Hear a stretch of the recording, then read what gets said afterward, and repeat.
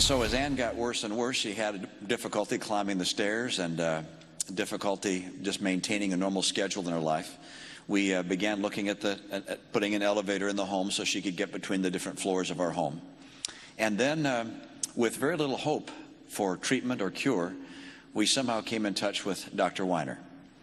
And Dr. Weiner provided hope and treatment and was able to stop the disease in its tracks. And he helped Ann Romney. And now, through her new center, that doctor is telling Neil how he hopes to bring a miracle to millions of others. The exciting thing about the center is that we're working on 5 diseases: multiple sclerosis, Alzheimer's disease, ALS or Lou Gehrig's disease, Parkinson's disease, and brain tumors. And there's not a lot of centers like that. We kind of put together a collision of collaboration, if you will, looking at these different diseases. Now, that collision of collaboration means everyone playing their part, right, and sharing that information. As I discussed with Ann, sometimes easier said than done. How do you get past that?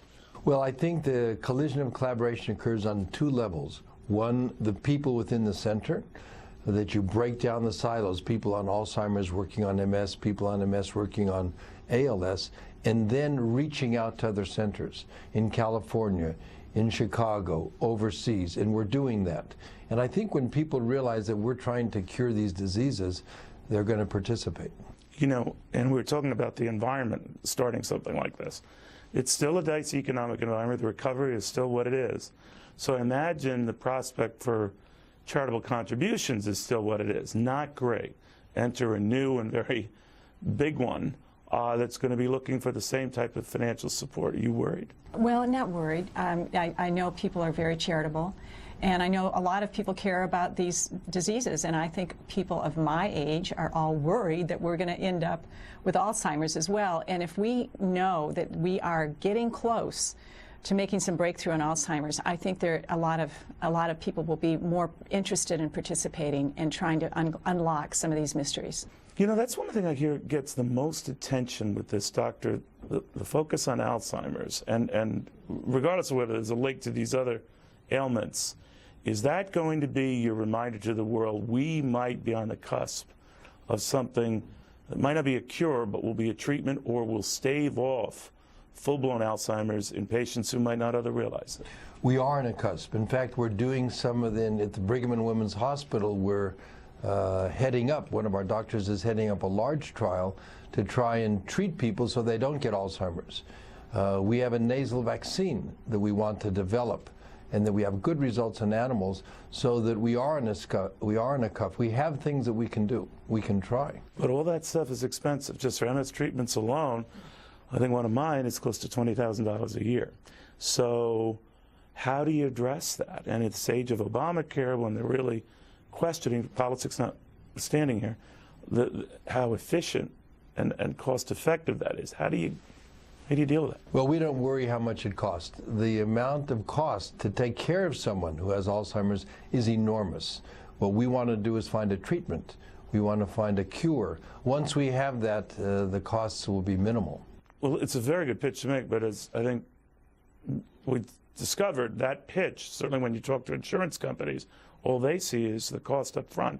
They don't see the long-term savings, or do they?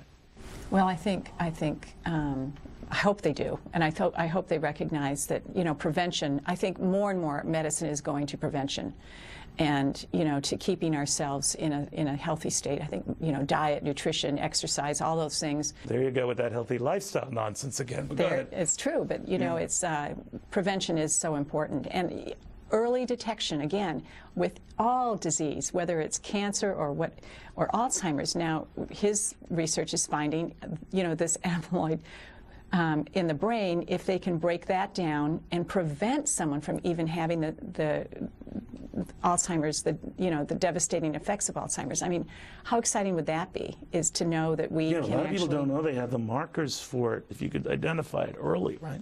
Well, you need to identify early. The best treatment is a treatment that's given early, and that's one of the things that we're going to try in all these diseases, in MS, and Alzheimer's, ALS, Parkinson's disease, brain tumors. The earlier we can identify it, the easier it's going to be to treat. And this is, again, this collision of collaboration, if you will, to find things that are early. The other thing that we want, and I think that what's so unique about the Ann Romney Center for Neurologic Diseases, is that we want more shots on goal. So what do I mean by a shot on goal? I mean we want treatments. In other words, a shot on goal is trying a new treatment in somebody who has the disease, and if it works, then we have a new treatment. And that's what's going to be different about what we're going to do. I always stated, I think, and you and I have discussed in the past with MS, that it's understated, the number of people who have it, 600,000 or 700,000. Some of the count, but I suspect you're the expert, doctor, but it's a lot more than that. With all of these other conditions, and I know the 50 million figure comes up, do you suspect it could be dramatically higher? There's just people who've not been diagnosed. No question. And once we have better mechanisms to identify it, we're going to find more and more people. Okay. Meanwhile, this board, and who sits on it, myself included, it really is like sort of a dysfunctional family, right? Are you okay with that? I mean, will there be any He's going to have to manage food us. throwing or? Do you think, Neil? It's going to be tough. He's going to be his toughest job. Exactly. All you have to do, I mean, as a doctor, all you have to do is see people who have these illnesses, see their families, and then the dysfunction goes away because you need to help them. Bottom line, we're all human beings. Isn't that the truth? I mean, it's really wonderful that we have people like this. And what I want to do is just get behind that wagon and push it harder. And Neil, you're going to have to join on that wagon, and we're going to just... As long as you stop talking about this healthy lifestyle stuff, I might be on board. But anyway, doctor, I want to thank you, and I want to thank you. It's a very good cause. It's why I'm part of it, because this transcends politics. It transcends money, transcends everything. It's about human beings.